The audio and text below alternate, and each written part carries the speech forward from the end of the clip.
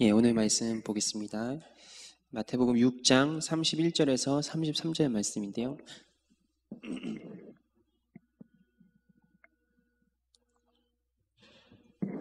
마태복음 6장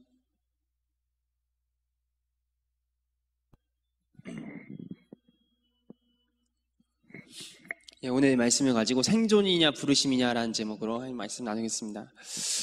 현대 사회는 점점 보편화되어져 가는 것 같습니다. 각자 자신만의 목표를 이루고자 달려가지만 결국 그 목표는 모양은 다르지만 잘 먹고 잘 사는 것에 맞추어져 있습니다. 항상 말하는 것이지만 자신의 꿈을 이루기 위해서 공부를 하는 사람은 사실 별로 없습니다. 그렇죠? 나이가 되면 초등학교에 가고 중학교에 가고 또 고등학교에 진학하고 때가 되면 시험을 치고 대학을 갑니다. 그리고 자신의 상황에 맞는 직장을 찾아서 취업을 합니다. 현재 대부분의 사람들은 자신의 꿈이나 비전을 따라서 길을 결정하기보다 세상이 정해놓은 어떤 시스템 속에 어떻게 하면 잘 녹아들어서 잘 먹고 잘 살까, 이것에 초점이 맞춰져 있습니다. 그래서 사람을 살리기 위한 의사보다 돈을 잘 벌기 때문에 의사가 되는 경우가 허다합니다. 선생님이 되고자 하는 이유도 아이들을 사랑하고 아이들을 향한 교육에 관심이 있는 것이 아니라 안정적이고 월급이 잘 나오기 때문에 정하는 사람들이 대부분입니다. 그래서 요즘 너도 나도 하려는 것이 무엇이죠? 공무원인 것이죠. 공무원 시험생이 넘쳐납니다. 왜냐하면 나라가 어려워지고 경제가 어려워지면 다른 기업들이나 어떤 회사들은 부도가 나거나 월급이 안 나거나 이렇게 불안정한데 그래도 공무원은 따박따박 월급이 나오니까 안정적이다라고 생각을 해서 다 잘 먹고 잘 살기 위해서 안정적인 생활을 하기 위해서 공무원의 길을 가기 원하는 것이죠.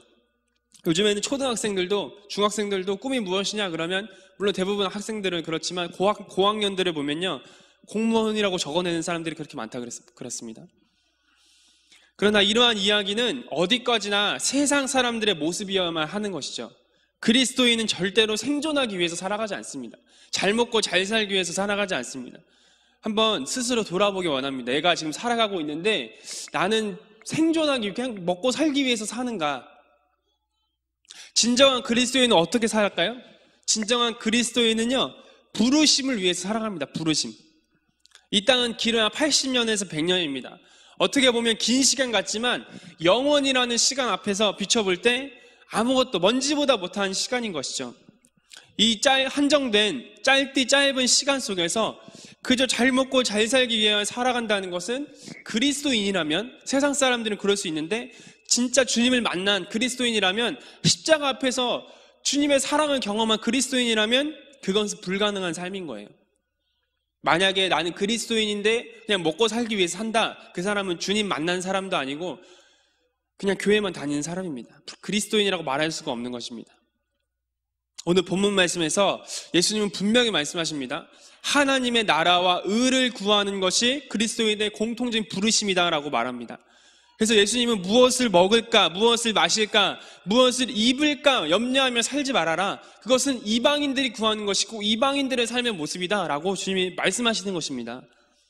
예수님은 이 말씀을 불신자들에게 하신 것이 아니라 기도를 열심히 하고 믿는 자들에게 말씀하시는 것입니다. 그들은 오직 생존에만 관심이 있습니다. 어떻게 하면 잘 생존할 수 있을까? 그것에만 관심이 있기 때문에 오직 그 주제만을 놓고 기도하는 것입니다. 하나님이 이러한 그리스도인을 원하지 않으시고요. 그리스도인이 될 수도 없습니다. 그래서 오늘은 생존이냐 부르심이냐 그것에 대해서 우리가 스스로 살펴보기 원합니다.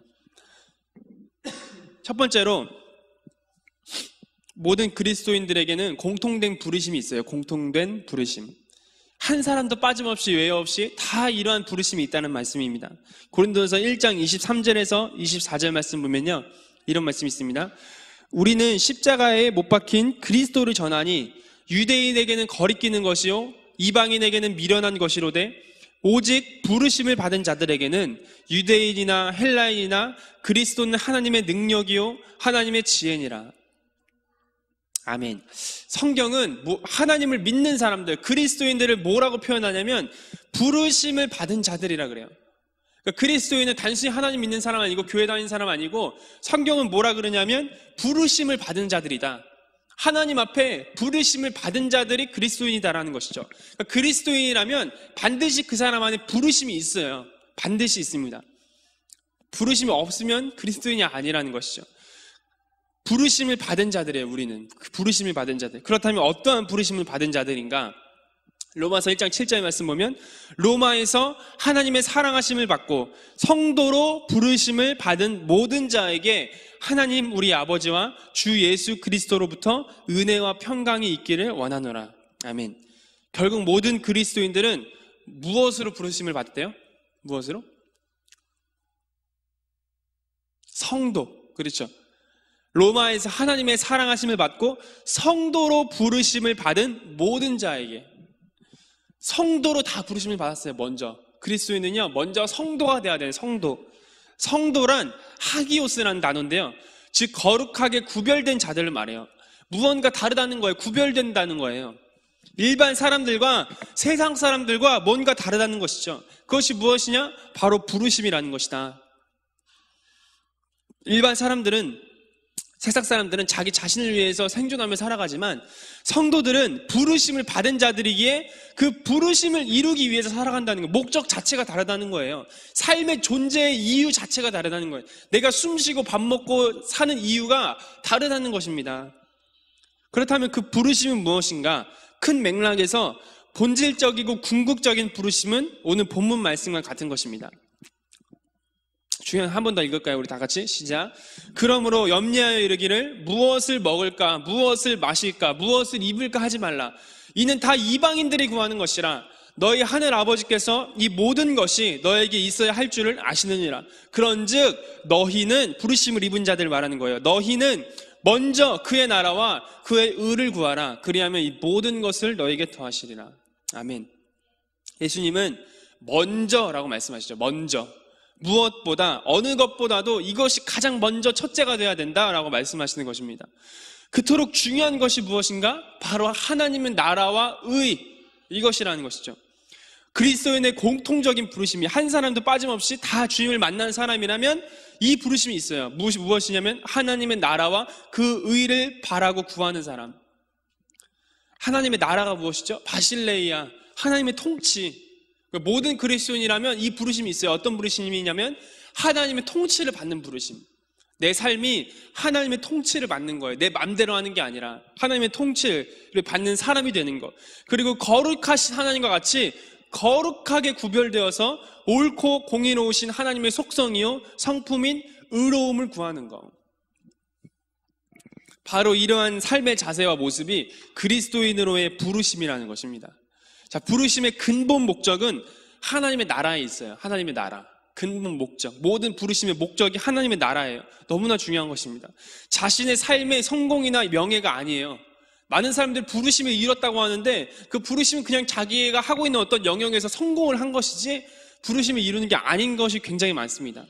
부르심이라는 것은요, 그것을 이용해서 성공이나 명예를 얻고자 하는 것이 부르심이 아니에요. 그것은 야망이나 욕심인 것입니다. 부르심의 가장한, 부르심의 근본 목적은 하나님의 나라에 있는 것입니다. 그 사람의 삶에 하나님 부르신 어떤 것을 통하여서 얼마만큼 하나님의 나라와 의를 이루었느냐, 그것을 놓고 부르심이 이루었느냐 못 이루었느냐, 그것을 가르는 것이죠.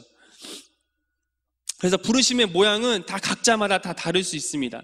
그러나 각자가 그 다른 모양을 가지고 하나님의 나라와 의라는 그 공통된 목적을 이루는 것입니다. 그것이 바로 우리가 다 이뤄야 될 부르심이라는 것이죠. 어떤 간증이 있는데 어떤 집사님이었나 그랬어요. 근데 이분이 어느 회사의 대리로 직급으로 이제 일을 하고 있었습니다. 근데 회사에만 가면 심기를 건드리는 과장이나 부장이 있는 거예요. 자꾸 이렇게 갑질을 하고 꼰대짓을 하는, 어렵게 하는, 마음을 어렵게 하는 그러한 사람들이 있는 것입니다. 회사 업무도 너무 많아서 스트레스의 연속인데 자꾸 사람들에게도 치이니까 너무나도 힘들었습니다. 그래서 그는 주님을 진짜 제대로 만나고 나서 회사에서 주님이 무엇을 하라고 말씀하시냐면 예배를 드려라. 회사에 가서 예배를 드려라.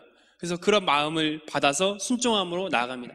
그래서 회사에 평소보다 일찍 출근하는 거예요. 30분이면 30분, 1시간이면 1시간 일찍 출근해서 그곳에서 회사와 동료들을 위해서 기도하고 찬양하고 주님을 높이기 시작합니다.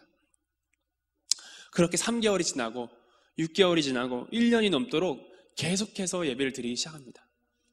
그 결과 동료들이 그 모습에 관심을 갖기 시작해요. 안 보는 것 같아도 얘가 나보다 어느 순간 일찍 나와서 뭔가 하네? 그래서 물어보는 거예요. 무슨 대리, 너 아침 일찍 나와서 도대체 뭐 하는 거야? 그러면 예 부장님, 저는 나와서 기도하고 하나님께 이 부장님을 위해서 기도하고 또 회사를 놓고 기도하고 있습니다. 그래? 그러고 지나갑니다. 자기를 위해서 기도해 주는데 누가 뭐라 하겠습니까? 관심을 갖기 시작해요. 그렇게. 그러다가 어느 부장님이 어느 날 인생에서 어려운 일이 다 있잖아요. 그 부장님에게 어려운 일이 있을 때 다른 사람에게 찾아가는 것이 아니라 이 대리한테 찾아와서 상담을 요청해요. 인생 상담을. 자기보다 나이도 어리고 직급도 어린데 이 사람한테 와서 자신의 어떤 프라이버시일 수도 있는 그런 고민들을 꺼내놓고 오픈하고 상담을 요청한다는 것이죠. 이 사람이 속한 부서의 성과가 좋아지기 시작해요. 다른 어떤 부서보다 이 사람이 속한 부서의 결과물들이 계속 좋아지기 시작하는 거예요. 그래서 사장이 와가지고 물어봐요, 부장한테. 아니 무슨 부장 해가지고 이 부서만 왜 이렇게 성장이 좋은 거야? 왜 이렇게 성과가 좋은 거야? 그랬더니 이 부장이 뭐라 그랬습니까? 사장님, 저희 부서에 어떤 대리가 있습니다. 그 대리는 맨날 우리 회사를 위해서 부서에서 기도합니다. 근데 아무리 생각해도 그 기도 때문에, 대리가 하는 그 기도 때문에 저희 부서가 이렇게 성과가 좋은 것 같습니다. 그렇게 말을 했다는 것이죠.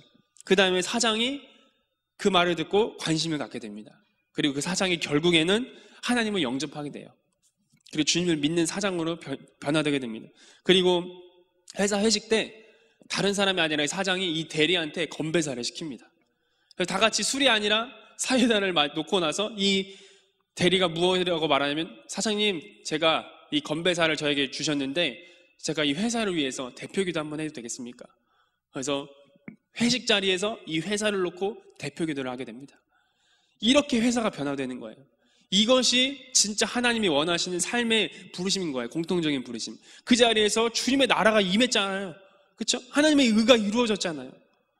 하나님이 이런 걸 원하시는 것입니다. 이게 생존을 위해서 살아가는 게 아니고 부르심을 위해 살아가는 것입니다. 회사에 다니지만 생존을 위해서 사는 것 같지만 그 자리에 나를 부르신 하나님의 목적이 있다는 거예요. 그걸 발견한 것이죠. 그래서 그곳에서 예배하고 살아가는 것입니다. 그때 하나님이 그것에 함께 하시는 거예요. 또 한 사람은요, 가죽 피혁 공장에 다니는 집사님이었대요. 매일매일 참기 힘든 염색제 냄새랑 그 고무 냄새, 아시죠? 가죽 냄새. 그거랑 고군분투하면서 일을 하는 것입니다. 외국인 노동자들과 함께 일하면서 관계가 너무 안 좋아요. 그리고 사장과의 관계도 너무 좋지 않습니다. 그래서 교회는 다니고 있었지만 그는 일터에 나가는 것이 하루하루 너무 힘든 거예요. 회사에 가기가 너무 싫은 것입니다. 그러나 먹고 살아야 되니까 어떻게 해서든지 그냥 아침에 눈 뜨고 눈 비비고 일어나서 힘들지만 그냥 억지로 가는 거예요. 근데 어느 날 하나님을 진짜 제대로 인격적으로 이분이 만나게 됩니다. 그리고 나서 똑같이 회사에서 뭐 하냐면 예배를 드리기 시작해요. 똑같이 조금 더 일찍 나가든지 어떤 시간을 내서 그 회사에서 예배를 드리기 시작합니다. 회사를 위해서 기도하기 시작하고요. 회사를 놓고 한 사람을 놓고 기도하기 시작하고 회사에서 주님을 찬양하며 높이기 시작해요. 그리고 이전에 어떤 그 결과물들이 나오잖아요. 제품이 나오면 불량품이 많이 나오나 적게 나오나 그 퍼센티지를 적어서 사장한테 보고를 했어야 되는데 이전에는 다 속였어요. 불량품이 많이 나오면 혼나니까 적게 내서 낸 거죠. 근데 이제 주님을 제대로 만나고 영접하고 예배하고 나아가니까 그것이 양심에 찔리기 시작하는, 주님이 그걸 건드리기 시작하는 겁니다. 그래서 정직하게 기록하기 시작해요. 불량품이 많이 나오면 많이 나오는 대로 적어서 사장님께 보고하기 시작합니다. 자기는 혼낼 각오를 하고 나가는데 사장이 혼내지 않는 거예요. 이상하게 갑자기. 그리고 그렇게 계속해서 정직하게 불량품을 똑같이 정직하게 분량 나온 그대로 내기 시작합니다. 그러자 위에서 인정하기 시작해요. 오히려 무엇을 인정하느냐? 얘는 정직한 사람이구나. 이것을 인정하기 시작합니다. 그리고 그 속에서 계속 예배했고요. 외국인 노동자들에게 주님을 전하기 시작합니다. 그리고 외국인 노동자들이 주님을 만나게 되고 그들이 기도 모임을 스스로 만들기 시작해요. 그곳에서 기도가 모임이 만들어지기 시작하고 예배 모임이 생겨나기 시작합니다. 결국에 사장님도 주님을 만나게 되고 사장과 직원과의 갑을 관계가 해결되기 시작해요. 서로 명령하고 복종하며 또 뒤에서 욕하고 하는 관계가 아니라 사랑으로 섬기는 관계가 돼요. 그래서 이 집사님은요, 더 이상 그 회사에 억지로 가는 회사에 가기 싫어서 억지로 가는 모습이 아니라 그곳이 나를 부르신 하나님의 부르심의 자리구나라고 인식을 하게 돼요. 인정을 하게 돼요. 그 부르심을 받게 돼요. 사명이 생기게 돼요. 그리고 이 직장은 내가 먹고 살기 위해 다니는 직장이 아니라 하나님께서 나를 이 직장 가운데 부르신 나의 사명의 자리구나, 이것을 알기 시작해요. 그래서 즐거운 거예요. 회사 가는 게 이전에 너무 싫었는데 이제는 가는 게 너무 즐겁고 행복한 거예요. 그 자리에서 예배하고 그 자리에서 일을 하면서 하나님을 전하고 주님의 향기를 전하는 이 일이, 사명을 감당하는 이 일이 너무나도 즐거운 것입니다. 부르심을 발견한 것이죠. 그래서 그 결과 이전에 셀모임, 교회에서 셀모임 같을 때 어느 회사 다 무슨 일 하세요? 그러면 숨기고 싶은 거예요. 3D 업종이고 막 그러니까. 근데 이제는 당당하게 말하는 것입니다. 저는 이 자리에서 하나님의 부르심을 감당하고 있습니다. 기쁨이 넘쳐나는 것이죠. 삶이 회복되는 것입니다. 저는 이것이 모든 그리스도인들의 삶의 모습이 된다고 생각합니다. 여기 사모님도 그렇고 진아자매도 그렇고 저도 그렇고 다 직장 생활 하잖아요. 그곳에서 얼마만큼 주님을 예배하고 있습니까? 얼마만큼 나의 회사를 위해서 기도하고 있고 얼마만큼 회사 동료를 위해서 기도하며 나아가고 있습니까? 그 자리에 하나님 부르신 것이거든요. 그냥 먹고 살라고 우리가 컨택해가지고 초이스 해가지고 간 게 아니에요. 그 자리에 하나님 부르신 거거든요. 그 자리에서 나만을 위해서 하나님이 나를 통해서 하고자 하시는 일이 분명히 있거든요. 그것을 캐치해야 되는 거예요. 그것을 모르니까 자꾸 회사 가는 게 어렵고 힘들고 가기 싫고 그런 것입니다. 그곳에서 나를 향하신 하나님의 뜻이 있고 그것을 발견해내고 나를 통해서 나의 회사 가운데 하나님이 일하시는 일을 조금이나마 보잖아요. 그럼 얼마나 기쁘고 즐거운데요. 감사한 것이죠. 고린도서 1장 24에서 29절 말씀 보면요, 오직 부르심을 받은 자들에게는 유대인이나 헬라인에게나 그리스도는 하나님의 능력이요 하나님의 지혜니라. 하나님의 어리석음이 사람보다 지혜롭고 하나님의 약하심이 사람보다 강하니라. 형제들아 너희를 부르심을 보라. 육체를 따라 지혜로운 자가 많지 아니하며 능한 자가 많지 아니하며 문벌 좋은 자가 많지 아니하도다. 그러나 하나님께서 세상에 미련한 것들을 택하사 지혜 있는 자들을 부끄럽게 하려 하시고 세상에 약한 것들을 택하사 강한 것들을 부끄럽게 하려 하시며 하나님께서 세상에 천한 것들과 멸시받는 것들과 없는 것들을 택하사 있는 것들을 폐하려 하시나니 이는 아무 육체도 하나님 앞에서 자랑하지 못하게 하려 하심이라. 아멘. 저번 주에도 말했던 것처럼 우리가 하나님의 부르심을 쫓아가잖아요. 나의 어떤 순간적인 유익이 아니라 이익관계가 아니라 하나님의 부르심을 놓고 쫓아가면은 뒤처지는 것 같아요. 세상 사람들 다 앞서가는 것 같은데 주님 부르심이 내가 여기라고? 그럼 뭔가 뒤처지는 것 같은데요? 아니라고 주님 분명히 말씀하세요. 아니라고. 하나님은요 세상 사람들처럼 어떤 이익을 위해서 따라가는 사람 원하지 않아요. 문벌 좋은 자 찾지 않는다고요. 똑똑한 사람 찾지 않습니다. 정말로. 하나님은 부르심을 이루기 위해서 살아가는 사람들을 찾으세요. 자신의 능력이나 지혜를 믿고 살아가는 사람들이 아닙니다. 단순히 자신의 능력과 재능으로 무언가 해보려고 하는 사람이 절대 아닙니다. 하나님은 자신의 능력이나 재능이 아니라 하나님의 부르심을 위해서 하나님의 능력과 지혜를 간절히 구하면서 찾는 사람들, 그런 사람들을 찾으시는 거예요. 역대하 16장 9절, 전심으로 하나님을 찾는 자들에게 능력을 베푸시나니. 하나님의 능력을 누굴 베푸시냐? 전심으로 하나님을 찾는 사람들에게 능력을 베푸신다는 것입니다. 하나님을 예배하는 사람들을 찾으신다는 것입니다. 하나님을 원하는 사람들, 그래서 기도하는 사람들을 찾으신다는 거예요. 하나님은 그러한 사람들을 통해서 그 사람들이 있는 곳과 그 사람들이 하는 일을 통해서 하나님의 나라와 일을 이루어 나가시고 그곳에서 지혜 있는 자들과 부유한 사람들을 부끄럽게 하신다니까요. 왜 내 삶에서 이런 일이 일어나지 않는가? 나는 내 생존을 위해서 살아가고 있기 때문에 그렇습니다. 회사에, 나의 일터에, 어떤 나의 봉사하는 일에, 나의 교회에 하나님은 왜 나를 이곳에 두셨는지 관심 자체가 없어요. 하나님은 왜 나를 이곳에서 지금 이 교회를 섬기게 하셨는지 관심 자체가 없습니다. 삶의 목적이 없어. 많은 사람들, 요즘 많은 젊은이들은 물어보잖아요. 꿈이 뭐니? 제가 중고등부 수없이 많이 했잖아요. 청년들도 마찬가지예요. 왜 살아갑니까? 부르심이 무엇입니까? 몰라요. 교회에 5년, 10년 다녔는데 자기 부르심이 뭔지 몰라. 주님 믿는다고 맨날 울며 불며 회개하고 막 나가는데 자기 부르심이 뭔지 몰라요. 그냥 먹고 살기 위해 사는 거야. 회사 왜 나가십니까? 무슨 일 하십니까? 그냥 먹고 살기 위해서 산대요. 태어나니까 마지못해 사는 거예요. 교회 다녀도. 그런 사람이 수두룩하다는 것입니다. 하나님의 부르심을 이루기 위해서 살아가고 계십니까? 정말로? 부르심이 무엇인지 아세요? 하나님이 나를 왜 부르셨는지 아십니까? 그거에 관심이나 있습니까? 진짜 그리스도인이 뭐라 그랬어요? 부르심을 받은 자들이잖아요. 부르심을 입은 자들. 그게 그리스도인의 정체성이잖아요. 하나님 부르심을 받은 자들. 근데 그 부르심에 관심이 없고, 아니 관심 자체가 없어요. 맨날 내 삶이 힘들어. 내 삶이 어려워. 내일 또 회사 가야 돼. 내일 또 뭐 해야 돼. 또 힘들어. 맨날 여기에만 관심 있지. 하나님이 도대체 나를 통해서 무엇을 하기를 원하실까? 이거엔 관심 자체가 없다는 것이죠. 그러니까 맨날 힘든 거예요. 우리는요, 반드시 부르심을 발견해야 됩니다. 그 공통적인 부르심이 뭐라고 그랬죠? 하나님의 나라와 의를 이루는 것. 먼저 내 자신이, 그리고 내 회사에, 내 가정에, 나의 교회에 하나님의 나라와 의가 이루어지게 하는 것. 그게 공통적인 부르심입니다. 자, 두 번째로요, 우리의 공통적인 부르심이 있지만 개인적인 부르심이 있어요. 하나님은요, 사람들을 다 로봇처럼 똑같이 만들었나요? 아니죠. 다 다르게 만들었어요. 생김새부터 성격과 기질과 재능이 다 달라요. 모든 사람이. 같은 어머니의 태에서 태어난 애들이라도요, 첫째, 둘째, 셋째, 넷째 다 달라요. 모양이 다르고, 성격이 다르고, 기질이 다르고, 다 다릅니다. 입맛도 다르고, 다 달라요. 어떤 사람만의 독특한 매력과 성격과 기질과 재능이 있다는 거예요. 그 사람만이 할 수 있는 영역이 반드시 있습니다. 그 사람만이 할 수 있는 영역이. 우리는 이미 태어났기 때문에 어쩔 수 없이 마지못해 살아가는 존재들이 아니에요. 우리의 삶을 향한 하나님의 계획하심이 있고, 그 계획하심을 이루는 것이 곧 사명이요 부르심이라는 것입니다. 우리는 그 부르심을 이루는 사람들이 돼야 돼요.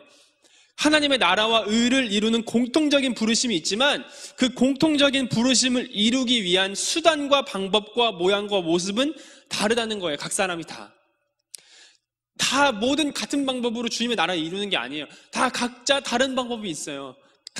다른 모양과 모습이 있다는 것입니다. 예를 들어서 퍼즐 있죠. 퍼즐이 뭐죠? 여러 모양의 퍼즐이 모여서 하나의 그림을 만들어내는 거잖아요. 다 같은 모양이 아니에요. 다 달라요. 근데 그게 모이지 않으면 어떻게 되죠? 하나의 그림이 안 돼요.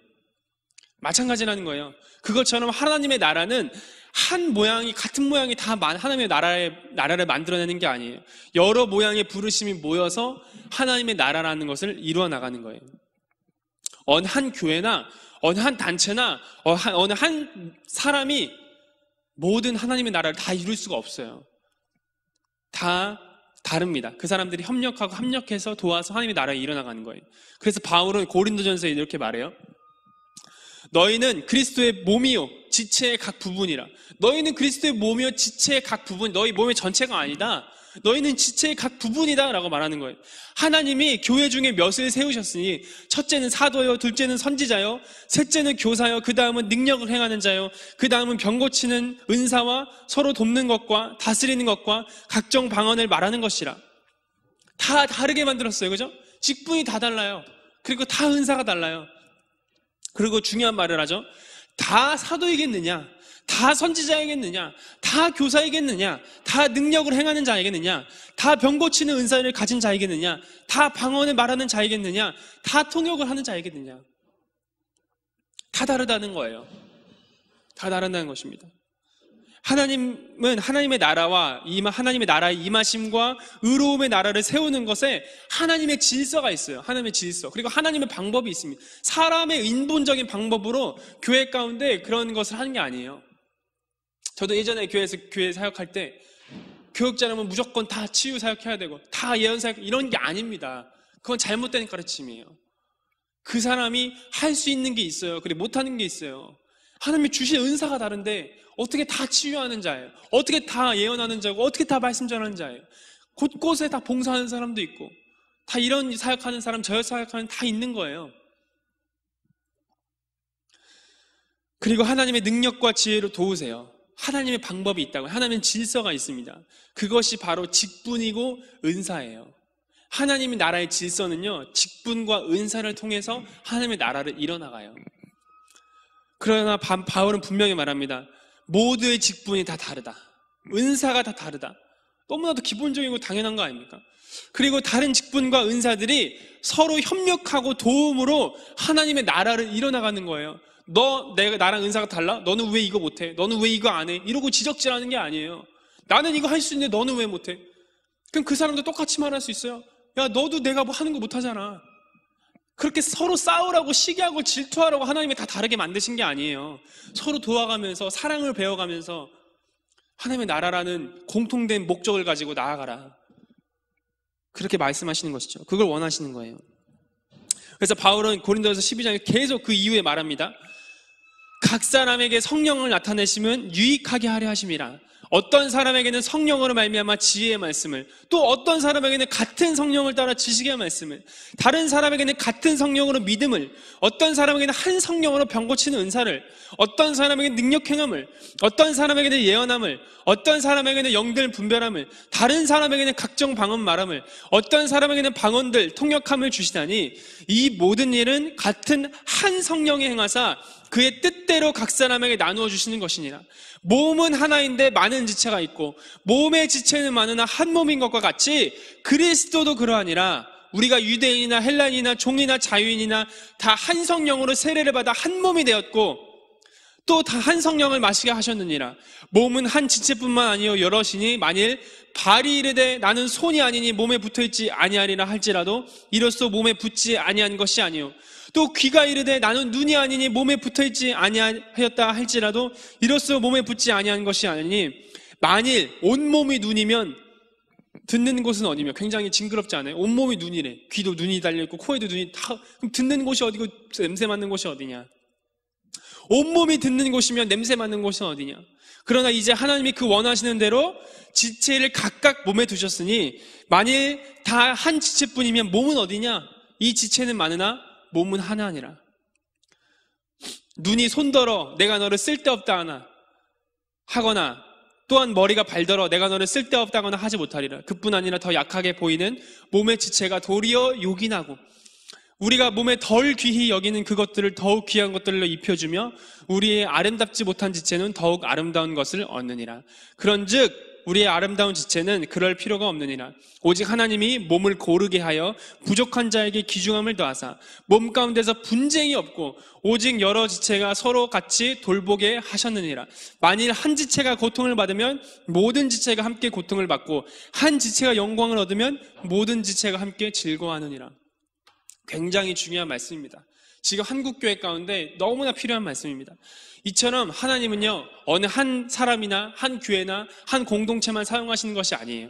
모두가 다 한 성령으로 말미암아 주어지는 사역과 직분과 은사를 사용하여서 서로 돕고 협력하여 하나님의 나라라는 또 하나님의 의라는 공통적인 부르심을 이뤄나가는 거예요. 그래서 한 지체가 고통을 받으면 함께 고통을 받고 한 지체가 영광을 얻으면 모든 지체가 함께 즐거워해야 되는 것입니다. 그러나 개개인의 부르심을 이해하지 못하고 인정하지 못하잖아요. 그곳은 시기와 질투로 가득한 전쟁터가 되는 거예요.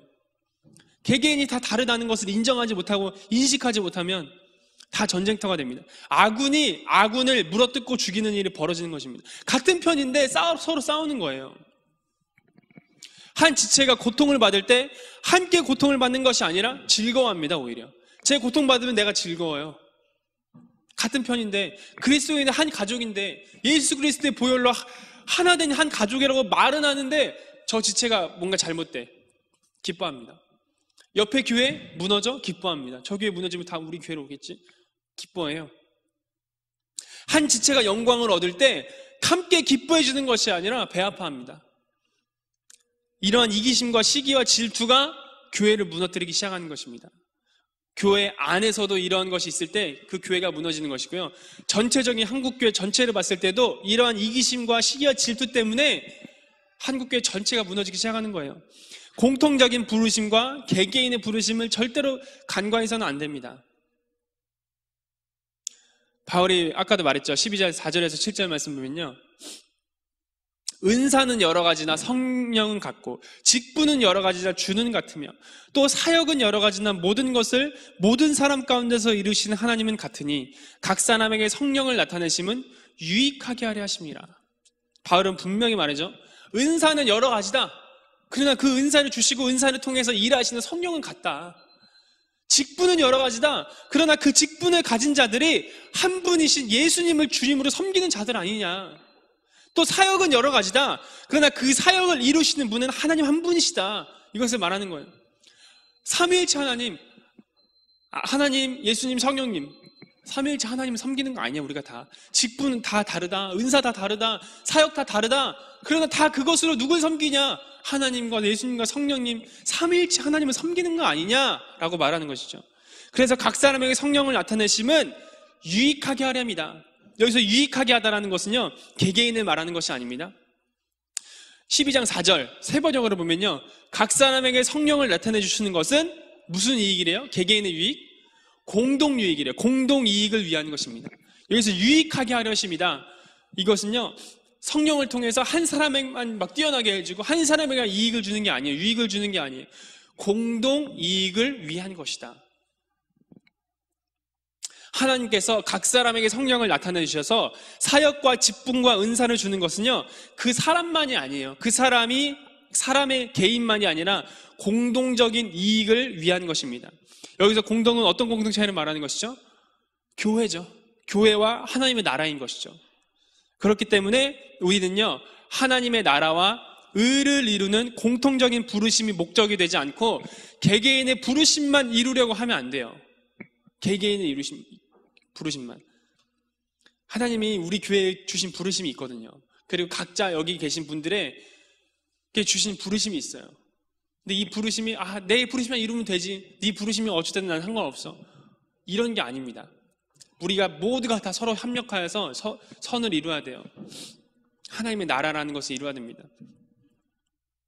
개개인의 부르심, 각자 모양과 모습은 다른 부르심이 있어요. 그러나 그 부르심의 목적은 하나님의 나라와 의입니다. 이 균형을 바로 잡을 때 하나님의 나라는 흥왕하게 될 것이고 하나님 나라의 의로운 자들이 일어나게 될 것입니다. 정말로요. 그래서 이 부르심이 있다는 거. 첫 번째 뭐였죠? 공통적인 부르심이 있고, 두 번째 개개인의 부르심이 있다. 그러나 개개인의 부르심은 공통적인 부르심을 이루는 것이 목적이 되어야 한다. 이것을 나눴습니다. 그다음 마지막 세 번째로 부르심을 어떻게 이루는가, 그럼 부르심을, 그것을 한번 보겠습니다. 우리에게 공통적인 부르심도 있고 개개인의 부르심 다 줬어요. 그 부르심을 어떻게 이루느냐? 바로 믿음입니다. 믿음. 히브리서 11장 8절 말씀 보면, 믿음으로 아브라함은 부르심을 받았을 때에 순종하여 장래의 유업으로 받을 땅에 나아갔세. 갈 바를 알지 못하고 나아갔으며. 아멘. 아브라함은 하나님으로부터 부르심을 받았어요. 그렇죠?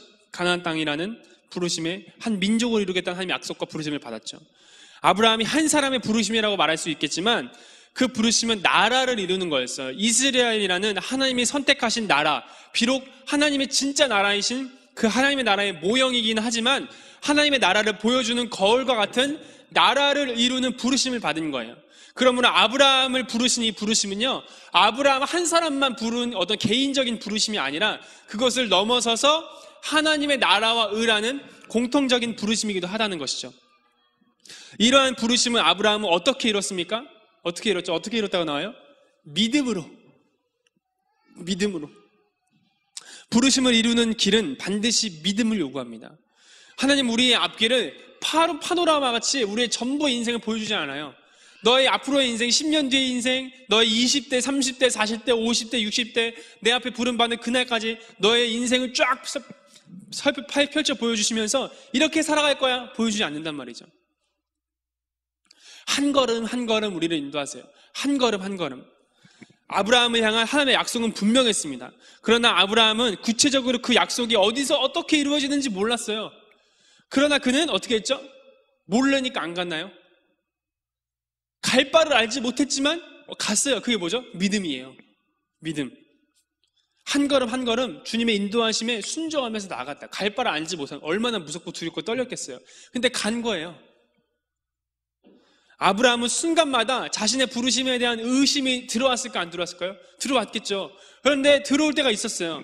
그럴 때마다 하나님 뭐라 그랬죠? 하나님은 아브라함의 자손이 나가봐라. 하나님이 아브라함 보고, 아브라함이 그렇게 의심이 들 때마다 하나님 항상 인도하세요. 아브라함아 밖으로 나가봐라. 나갔어요. 하늘을 바라봐라. 뭐가 있느냐? 별이 있습니다. 그 별을 다 세어보아라. 장난하십니까, 주님? 별을 어떻게 다 셉니까? 아니, 이 별이 얼마나 많은데 이 별을 어떻게 다 셉니까?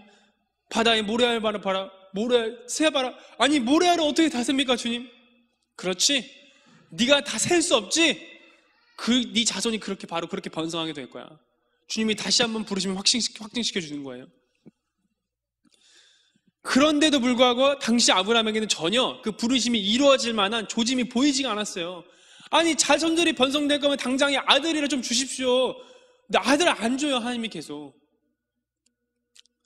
자식이 없는 거예요. 80세가 넘는데, 90세가 넘는데 없어요. 그러나 아브라함은 그러한 하나님의 약속을 어떻게 했죠? 계속 믿고 나갔습니다. 그는 믿음의 결국을 보게 되죠. 어떻게 되죠? 이삭이라는 하나님의 약속을 이루시는 것을 보게 되죠. 그리고 계속해서 번성하여서 이스라엘의 나라가 실제로 하나님의 약속을 이루시는 것을 보게 됩니다. 그래서 베드로는요, 부르심을 이루는 사람들에게 이렇게 권면해요.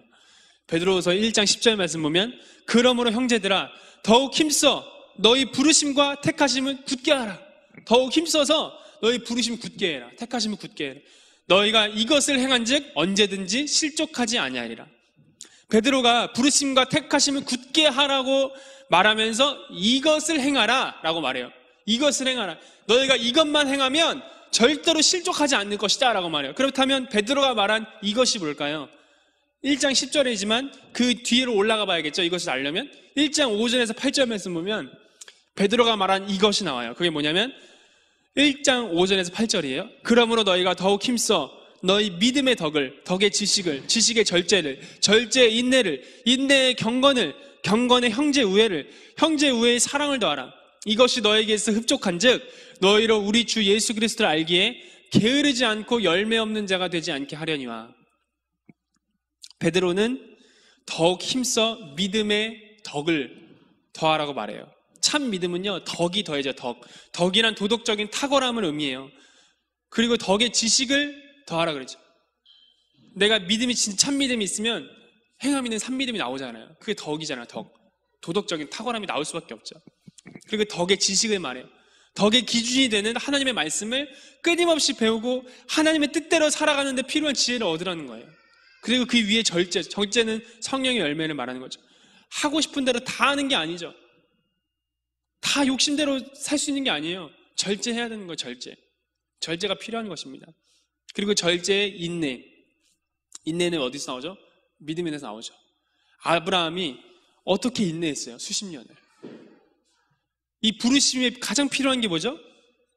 여러 가지가 필요하지만 그 중에 하나 인내예요. 인내가 필요해요. 인내. 견뎌야 되는 거예요. 없잖아요. 인내. 견디는 겁니다. 버티는 겁니다. 인내가 필요한 거예요. 하나님이 부르신 그곳에 하나님이 떠나라고 할 때까지 인내하면서 참고 기다릴 수 있는 그 인내심이 필요한 거예요. 근데 요즘 사람들, 젊은이들 어떡하죠? 인내심이 없습니다. 인내심 없어요. 좀만 힘들면 다른 데로 옮기고, 좀만 힘들면 그만두고, 인내심이 없습니다. 그 다음에 인내의 경건의 형제 우애의 사랑을 더하라고 말합니다. 베드로는 이렇게 행할 때 부르심에서 실족하지 않을 것이다 라고 말을 하는 거예요. 부르심의 시작은, 잘 들으세요. 너무 중요합니다. 부르심의 시작은 믿음이지만 부르심의 마침은 사랑이에요. 우리가 나를 부르신 하나님을 향한 믿음과 하나님을 향한 사랑, 영혼들을 향한 사랑을 잃어버리지 않고 그 위에 딱 서 있잖아요.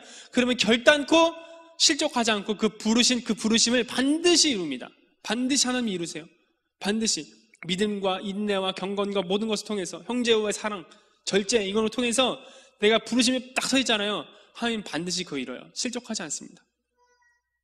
때로는 우리 앞길에 어려움이 있어요. 하나님 부르셨다고 해서 그냥 탄탄대로로 우리의 길이 꽃길만 걷는 그런 길이 아니에요. 분명히 어려움이 있습니다. 수많은 믿음의 선진들은 부르심을 그냥 쉽게 이루는 것이 아니에요. 다 죽을 것만 같은 고난과 역경이 있었습니다. 바울만 봐도 그렇잖아요.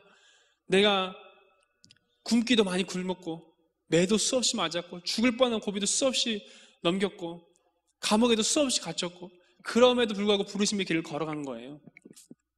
고난과 역경이 있습니다. 수많은 핍박과 방해가 있어요. 그러나 그들은 믿음과 덕과 지식과 절제와 인내와 경건과 형제와 사랑을 통해서 하나님의 부르심을 이뤄간 거예요. 로마서 8장 28절 말씀 보면 우리가 알거니와 하나님을 사랑하는 자, 마지막에 사랑이었잖아요. 그죠?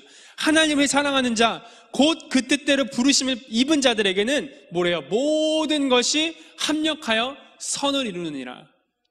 하나님의 부르심을 입은 자들에게는 모든 것이 합력해서 다 어려운 것 같아, 잘 안 되는 것 같아, 뭔가 나는 뒤처지는 것 같아, 뭔가 나에게 삶에 방해가 있는 것 같아, 있지만 그것이 다 합력해서 결국에는 무엇을 이루느냐면 선을 이루어낸다. 주님이 말하는 거예요. 하나님의 부르심을 입은 자들, 성도가 뭐라고 그랬죠? 하나님의 부르심을 입은 자들이라고 했잖아요. 하나님의 부르심을 이루기 위해 살아가는 자들은 순간의 어려운 상황을 바라보지 않아요. 하기오스 성도들, 구별된 자들. 뭐로 구별된 거예요? 하나님의 부르심으로 구별된 거예요. 다 자기 맘대로 살아가는데 이 하기오스, 구별된 성도들은 뭐를 위해서 살아가는 거죠? 자기 자신을 위해서? 아니죠. 먹고 살기 위해서? 아니죠. 세상 흐름대로? 아니죠. 하나님이 나를 부르신 그 부르심을 위해서 살아가는 거. 이게 성도의 하기오스예요. 그 어려움이 결국에는 기쁨과 감사로 넘쳐날 것을, 돌이켜질 것을 믿는 거예요. 지금은 내가 눈물로 씨를 뿌리는 것이 기쁨으로 단을 거두게 될 것이라는 것을 믿는 거예요. 나가는 것이죠. 모든 것이 합력하여 결국에는 선하신 하나님, 그 하나님의 놀라우신 경륜을 보게 될 것을 믿는 것입니다. 방금 읽은 말씀 앞에는 이런 말씀이 나옵니다. 이와 같이 성령도 우리의 연약함을 도우시나니 우리는 마땅히 기도할 바를 알지 못하나 성령이 말할 수 없는 탄식으로 우리를 위하여 친히 간구하시느니라. 마음을 살피시는 이가 성령의 생각을 아시나니 이는 성령이 하나님의 뜻대로 성도를 위하여 간구하심이니라. 누구를 위하여 간구하신대요? 성도, 하기오스, 구별된 자들, 부르심을 위해 살아가는 자들.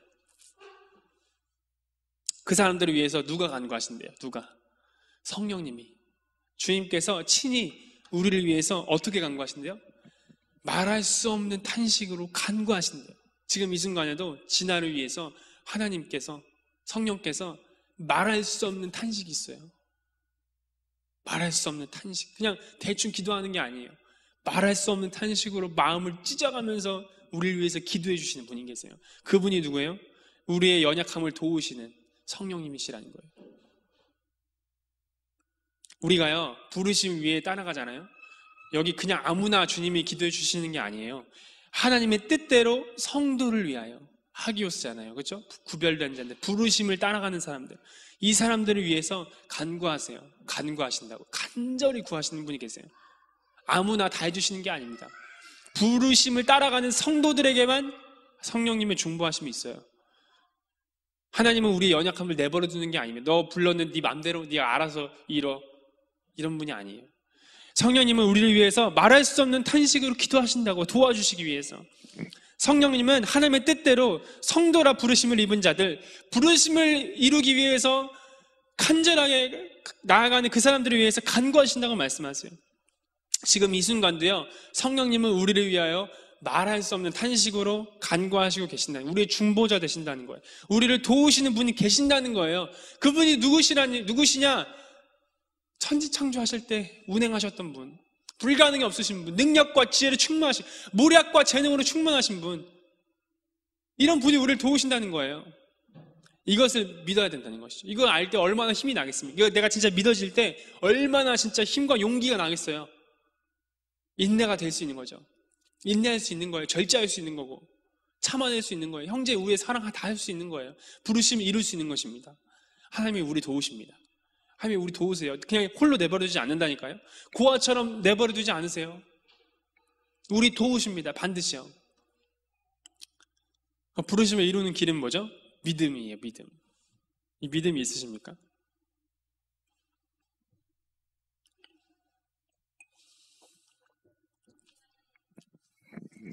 그리고 경건, 아까 경건에서 이걸 빨먹었는데 경건이죠. 경건. 경건의 삶을 살아가야 됩니다. 경건의 삶. 그렇죠? 말씀과 기도와 찬양과 예배를 통해서 하나님을 섬기고 예배하는 이 삶이 필요해요. 정말로요. 하고 있으십니까? 정말로? 하고 있어요? 맨날 주일 요때만 다 결단하고 돌아서면 끝나고 돌아서면 끝나고 이거 이제 우리 정말 청산해야 됩니다. 진짜 이거 끝내지 못하잖아요? 그냥 부르심 절대 못 이뤄요. 그냥 그대로 먹고 살다가 짐승처럼 살다가 끝나는 거 인생 끝나는 것입니다. 짐승과 다를 바 없는 인생을 사는 것입니다. 이제 말씀 맺겠습니다. 자, 성도는요 단순히 교회 다니는 사람 아니죠. 지금까지 살펴보면서 그 바로는 봉사하고 헌금하며 종교생활 필요해요. 그렇죠? 신앙도 필요합니다. 그런데 그거 한다고 해서 성도가 되는 게 아니에요. 성도가 뭐예요? 성도. 아까 우리가 계속 제가 얘기한 하기오스 구별된 자들. 성도가 뭐예요? 부르심을 받은 자들이에요. 부르심을 받은 자들. 즉 성도란 하나님의 나라와 의를 위하여 각자의 모양대로 사역과 직분과 은사와 재능을 통해서 부르심을 받은 자들, 부르심을 이뤄나가는 자들이에요. 그러므로 성도란 자신을 위해 사는 자들이에요? 성도란 자신을 위해 사는 자들이에요? 아니죠. 생존하기 위해서 무엇을 먹을까, 무엇을 마실까, 무엇을 입을까 생각하며 염려하며 살아가는 자들이에요? 아니라니까요. 성도는 그런 사람들이 아니에요. 성도는 뭐예요? 부르심을 이루는 사람들이 사명자예요. 사명자. 사명 감당하며 살아가는 사람들이에요. 그러니까 난 사명자니까 어때요? 다른 사람들은 비교하며 살아갑니까? 하나님 저 사람들은 저렇게 잘 사는데 우리는 왜 못 살아? 이렇게 살아갑니까? 부러워합니까? 저 사람들 벤츠 타고 나 일할 때 저 사람들 놀러 다니고 비교하며 살아가요? 부러워해요? 그것 때문에 마음 아파요? 저 사람들이 너네 왜 저렇게 가난하게 살아가냐? 너네 왜 그렇게 힘들게 사냐? 너네 왜 그렇게 주님 믿는다고 하면서 왜 그렇게 어렵게 살아가냐? 그것 때문에 마음 아파합니까? 상처받습니까? 그렇지 않아요. 그건 상관이 없는 거예요. 우리 그 사람들 불쌍하게 생각합니다. 아유, 짐승이랑 똑같은 삶을 살아가는구나. 부르심을 발견하지 못한 채. 이 땅에서 아무리 잘 먹고 잘 살면 뭐합니까? 돈 많이 벌고 쌓아놓으면 뭐합니까?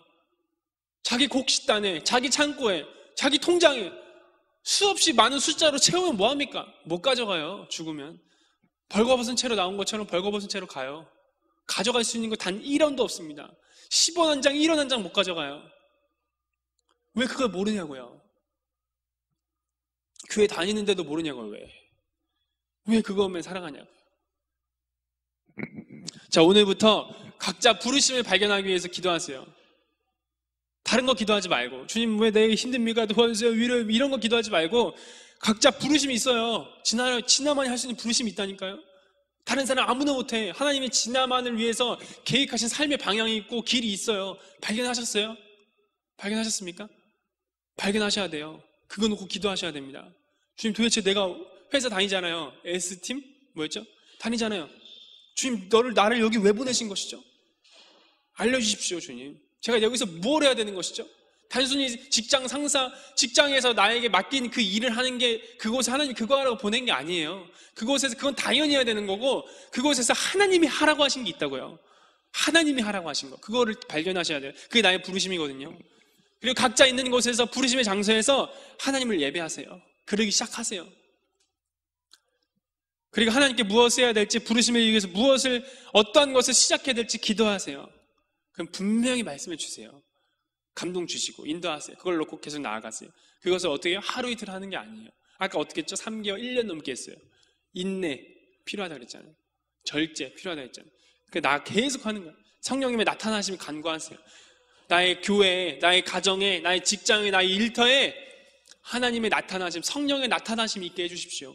간구하세요. 기도하세요. 우리가 달려가는 그 부르심의 발걸음이 모이잖아요. 그러면 에스겔 골짜기에 마른 뼈들이 모여서 어떻게 됐죠? 해골이었어요. 해골. 마른 뼈였어요. 근데 어떻게 했죠? 에스겔 보고 명하니까 살이 붙이고 하나님의 강력한 군대가 됐어요. 이런 군대가 일어나게 될 것입니다. 우리가 각자가 너 부르심 다르고 너 부르심 다르다고 해서 서로 그냥 시기하고 질투하고 끝나는 것이 아니라 서로가 협력하고 도와하면서 나아갈 때 이 에스겔 골짜기에 일어난 주님의 군대와 같이 사단의 군대를 멸하고 하나님의 나라를 이루는 거룩하고 영광스러운 하나님 나라의 군대가 일어나게 될 것이에요. 그 발걸음이 절대 작은 게 아니에요. 저와 여러분의 발걸음 하나하나가 절대로 작은 발걸음이 아닙니다. 이 발걸음은 반드시 필요합니다. 퍼즐 굉장히 많잖아요. 그 중에 아무리 작은 퍼즐이라도 그거 하나 없으면 완성 못해요. 그렇잖아요. 다 완성했어도 그 하나 없으면 그 그림의 전체의 그림이 하나 완성이 안 돼요. 그렇기 때문에 우리 너무나도 귀중하고 귀한 존재고 중요한 사람이라는 거예요. 절대 중요하지 않은 사람들이 아닙니다. 그래서 우리가 부르심을 위해서 살아가자고요. 생존 위해서 살아가지 말고. 그렇죠? 다 보세요. SNS 보세요. 인스타 맨날 하시잖아요. 보세요. 사람들 어떻게 사나. 어떻게 하면 맛있는 거 먹으러 가나. 어떻게 하면 더 좋은 데 놀러 가나. 어떻게 하면 돈 더 모아가지고 쉬는 날 빼가지고 여행 가나. 다 요궁리밖에 안 하잖아요. 누가 부르심 위해서 살아갑니까? 똑같이 살아갈 것입니까? 똑같이? 세상 사람들하고? 그게 아니죠. 우리는 부르심을 받은 사람들입니다. 그럴 때 절대 포기하지 않을 수 있어요. 그럴 때 이게 다 승리하고